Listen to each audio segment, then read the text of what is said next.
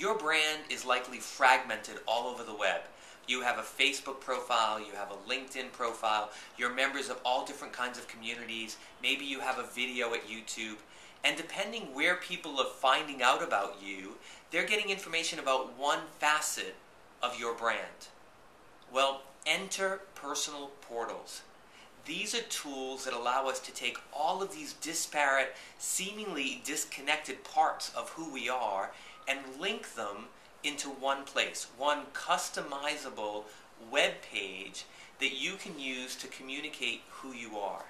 So there are going to be lots of tools like this. There's flavors.me, there's about.me, and there are going to be more and more tools that allow us to take all of the different elements of our brand, link them together, customize a page with our personal brand identity system with color and fonts and images that reflect who we are so that people can really understand who we are.